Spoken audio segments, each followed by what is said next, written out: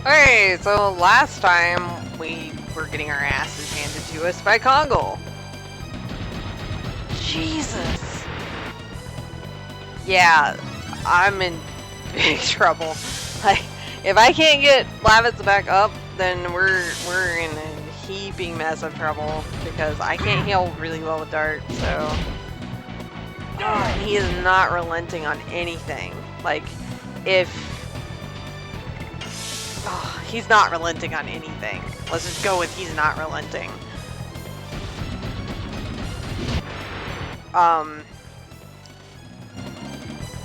If I hadn't flailed on this, it wouldn't be as bad. And unfortunately, Lavitz is being so slow that he's not getting enough turns to heal at this point in time. And I'm actually scared that he's gonna die because Congle will not quit.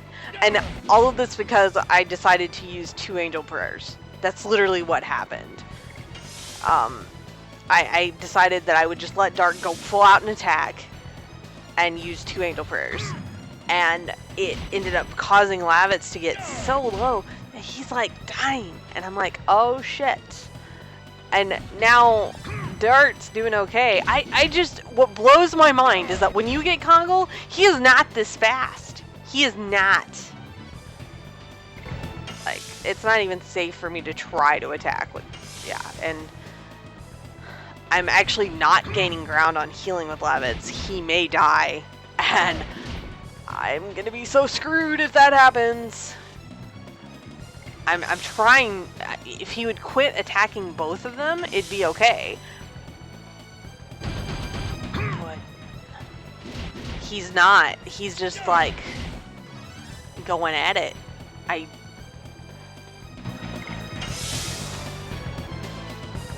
Because, oh, Jesus. Oh, please stop. Like, for 2 seconds, just leave me alone. Leave me alone.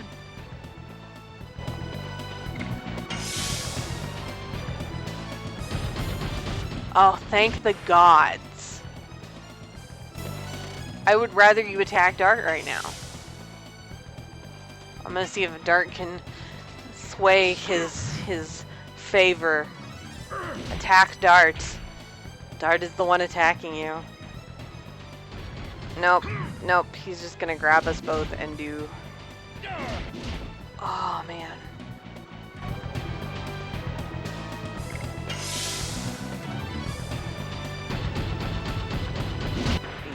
Okay, that's not as bad. Really, the bad attack is when he grabs both of us. That's fine. I would rather you do that right now. Attack us individually so I can at least do a little healing. Oh god. I feel like I'm so screwed right now because I feel like I'm so screwed. Like my character that I was like, oh, nobody's gonna kill him, actually almost died. And he still probably is almost dying because, you know, whatever healing I do is almost negated by him attacking. Yeah, see, all the healing that I just did was negated. Like, if he just focuses in, it's like, you're dead. You're so dead. Ugh, that attack is the worst. I should have just kept guarding. And yeah, this is slow as shit, but Jesus. Do you see this shit? Do you see this shit? This is ridiculous. Ridiculous. He's halfway dead, which is good. But like, I'm scared to let Dart fall any lower because Lavitz cannot afford. He cannot afford to revive him without risk of his own life. And right now we've only beaten him halfway. No, this is not good. We're so screwed. But if I didn't add a little bit of excitement, where would the fun in this be? I have added excitement to my own challenge. I'm actually genuinely shocked that I have managed to so far get away with the rules that I did make, mainly the healing rule. I was afraid that I boned myself. Yeah, see. No! Leave Lavitz alone! Never thought I'd say that in this playthrough.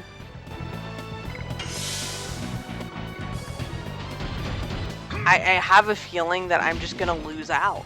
Because Lavitz is not fast. He's quite slow, actually. I just have a feeling I'm not gonna be able to keep up with the healing. That's the main issue here. But if Lavitz dies, then does he stop doing... I think he just killed him, actually. Yeah, Lavitz is dead. Okay. So I now only have Dart to rely on. But does this mean that he will start doing that all the time? Is my assumption correct? Yeah, he's gonna just start doing that. So maybe the fact that Lavitz died is not a big deal. But I'm gonna take 7 damage every time I attack. I need to make sure I'm really high with health before I... Because I don't know if he'll get to attack me twice. I'm not quite sure how the turns are going to end up working. That's what I'm nervous about, is how the turns will end up working. So if I had just let Lavitz die off, this would have been okay. So I'm going to take 11 plus 7 plus 22. So I'm going to take 33 plus 7. I'm going to take 40 damage, possibly 51 damage if I do an attack. So I have to have at least... Okay, so after this, I'm going to have to guard a whole bunch. Yes. That's just what's going to have to happen.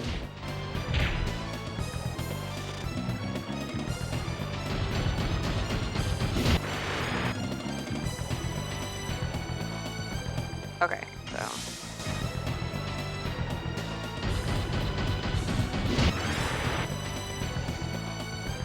This is just...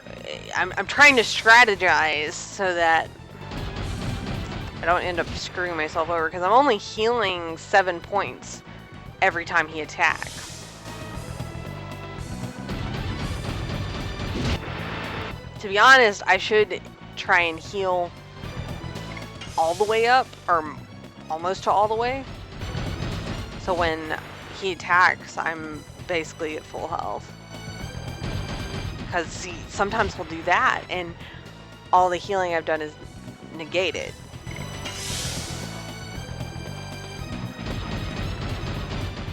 This is so scary.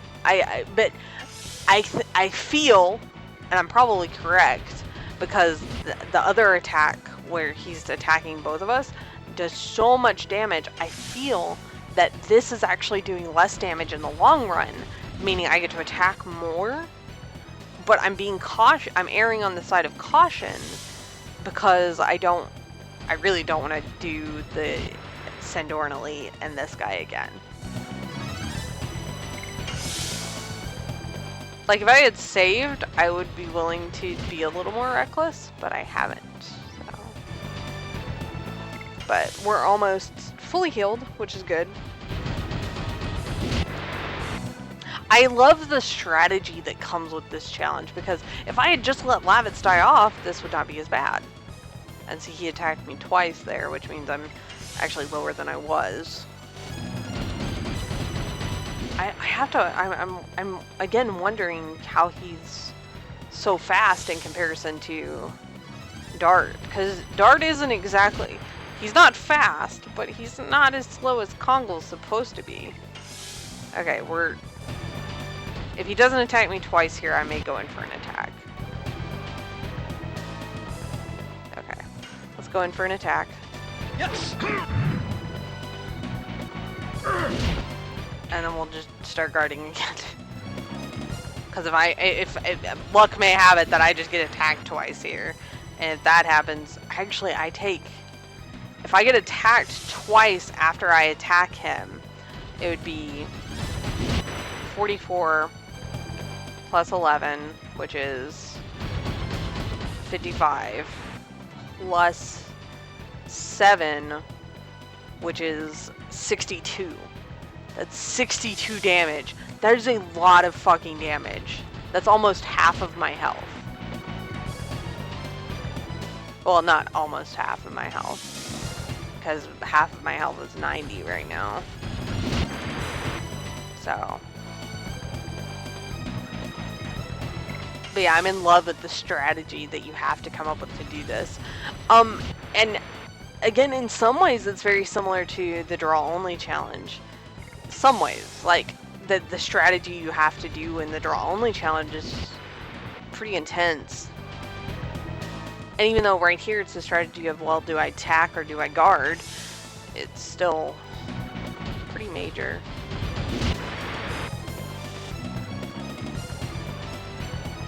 Yeah, he attacked twice. I'm gonna keep guarding for a little bit. I was thinking, oh wait, I'm in the 170s, so maybe if he doesn't attack twice, I should go for it. Okay. How many times are you gonna attack me?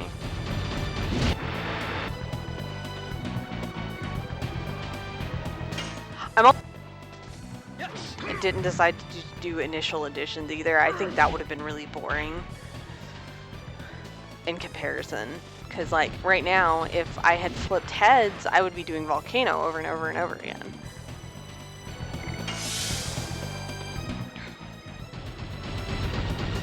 And I wouldn't be taking 7 damage every freaking time. Which would be nice.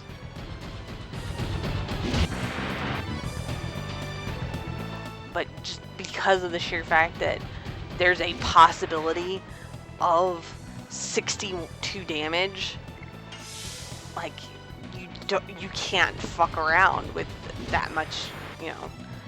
That could take me down almost to 100 if I'm at full health. Like, let's just try it. Like right now, if after this attack he'll get to attack me once or twice, if he attacks me twice, I'll be down at 101. Which, I mean, no, that's not bad. That's not even half my health. But at the same time, you know, you're taking a risk of, not that he can go super crazy, but the more you go into the lower numbers, the harder it is to recover and be able to be like, okay, I can attack for certain without dying. Or that's how I personally feel about it. Like, no, Lavitz isn't there absorbing any of the blows. But I also feel like he was using the double attack way more than he was this attack. That double attack was just brutal.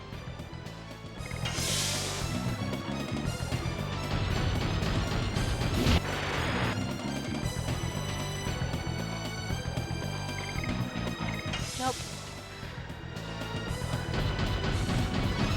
If I had decided, you know, that I could use healing items too, this wouldn't be that bad either. Because I could have been healing Dart instead of and letting Lavitz die off, rather than using angel prayers.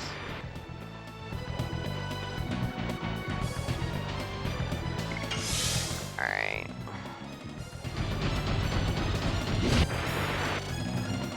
I think I'm going to stop gauging it at 170 and instead start gauging it at 160 something. If it's above 160.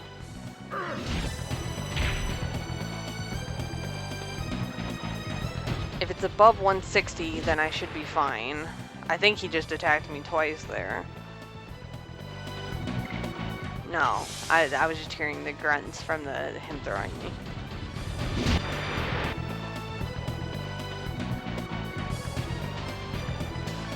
Okay.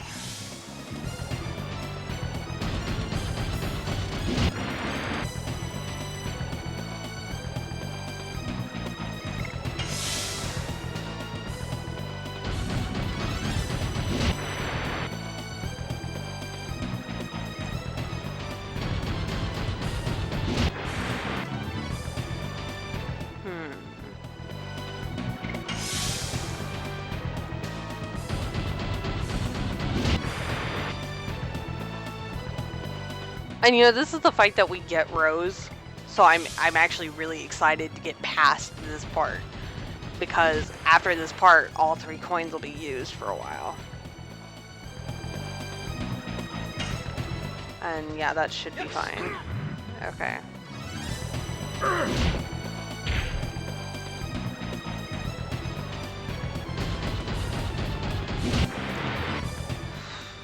This fight, it's really tense for me. I don't know if it translates over to your side how focused I am on this fight, because it's really, for me, it feels like the first. I had a sneaking suspicion that, like, in the Sandoran Elite I could die, but this is even more. So, you know. This is even more of a risk.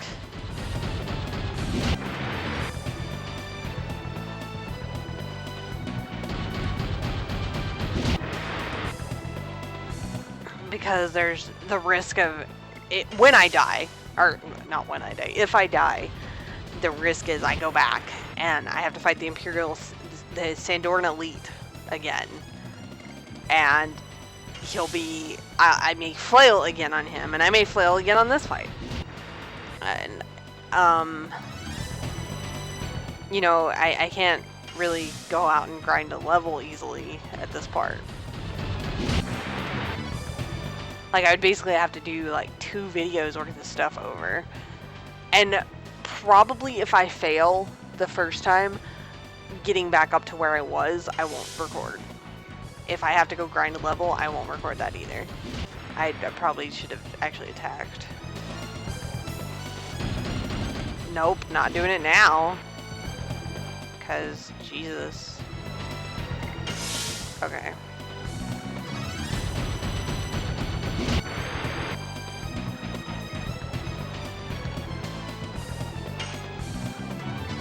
Yes.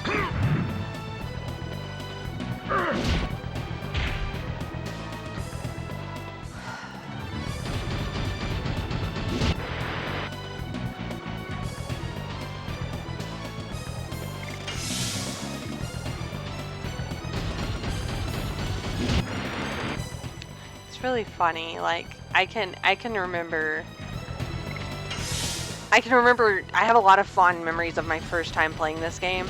This would have been when I was about 10-ish that I first played this game.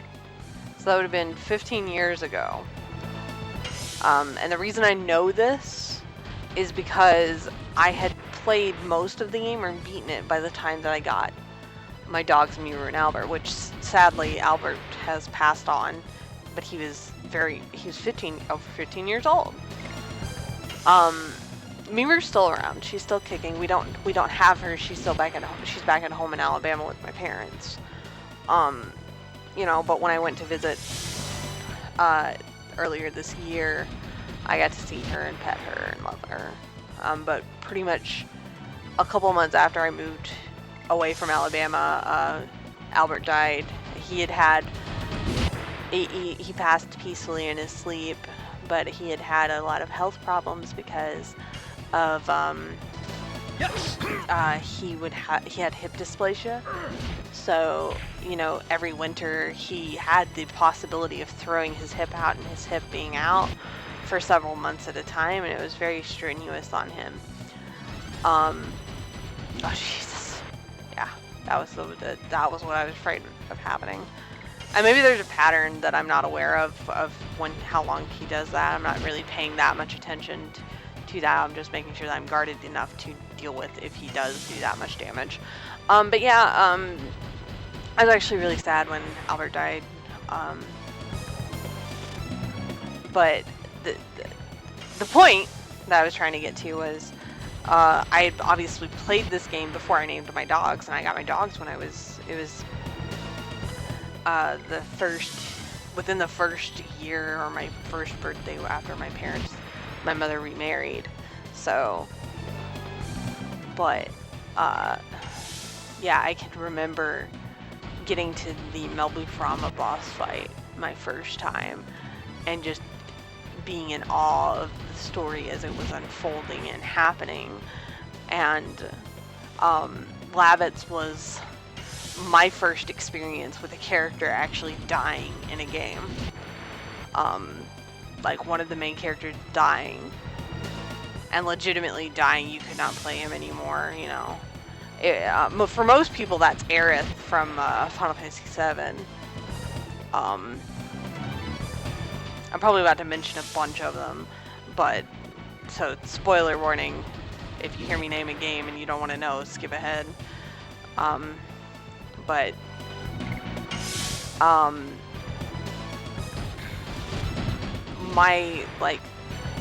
and Aerith was like, I got to the point of her dying one other time, but it didn't impact me as much as Lavitz did.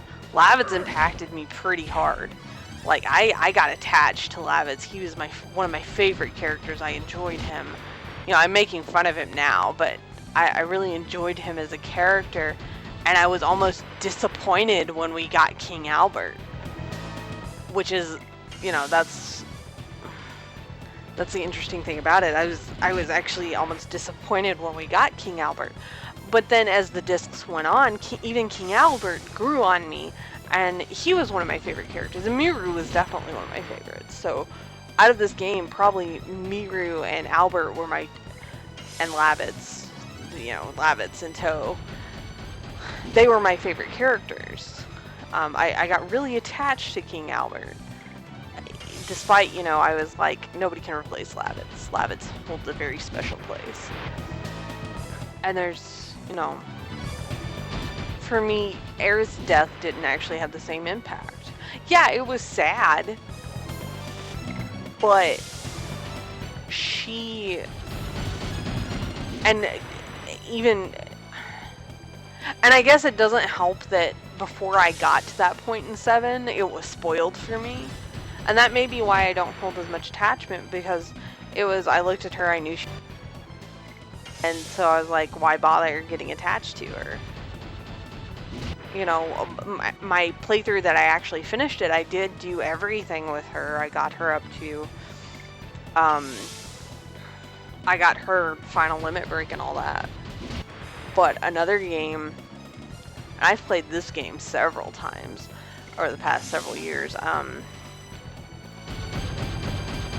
Final Fantasy IV, you know, you go through so many characters in that game, and you establish so many relationships, and several characters, there's some faux deaths, and then there's some real deaths, where the characters don't come back, and then they're just gone. Like, oh, and now I can't remember his name. Of course I can't. Oh.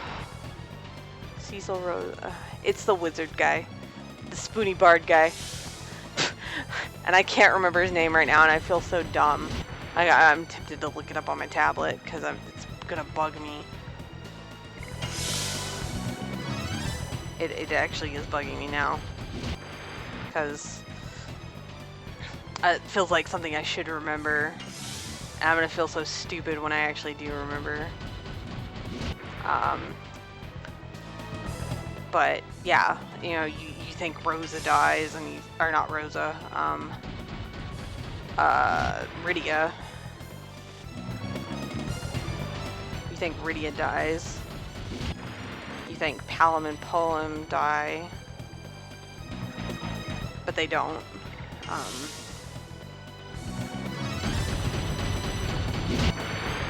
I don't think you think Edward dies. Or maybe you hope Edward dies, because Edward's a piece of crap. His name is Fusoya? Was that it? No, not Pozoya. I'm stupid. Tella. Tella's his name. Yes, I did just look that up. But yeah, you think just about every single character in Final Fantasy IV dies at some point, but the only one that actually really does is Tella. And it's heartwarming and sad at the very same time.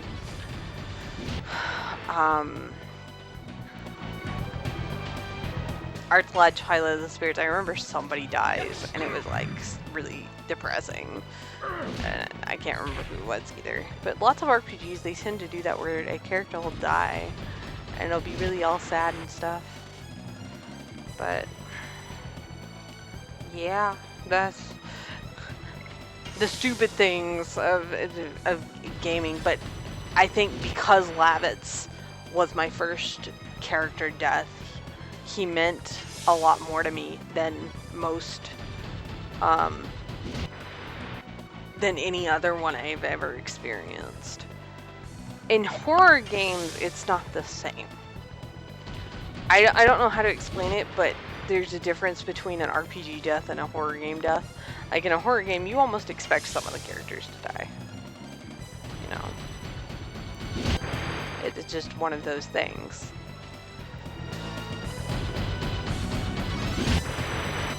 And I mean, this game for me, it's probably one of my, from my childhood, it is my favorite RPG. There's no denying it. It holds a very special place for me. Just in everything that I have done with it. From I don't want to say I don't want to say it's the first RPG that I ever beat, but it might be. I can't. I'm trying to think of when I was little what games I played. And to be honest, I was really bad about finishing games when I was little, and I mainly played platformers when I was little. And I genuinely think this might be the first RPG that I ever beat.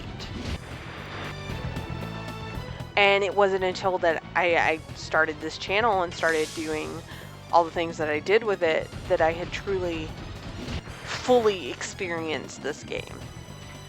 And funnily enough, when I finished everything that I did with this game, I actually said that I don't think I'll ever play this game again. I've done everything that there is to do. I don't feel like I will ever play this again.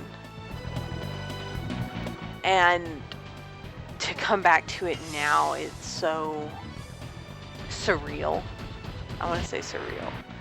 It's so surreal to come back to this game, and all these memories come back from not just the playthroughs that I did for you guys, but from my childhood, like, you know, and to do something so random and off the wall with it. I'm relishing in the experience.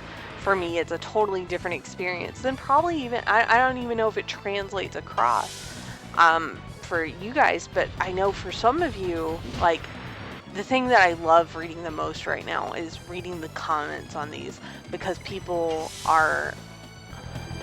they're commenting, oh, I've really missed you. It's good to see you back and see you doing all of these things. And we're gonna hold that train of thought, and I will talk about that more in the next video. Until next time, everybody.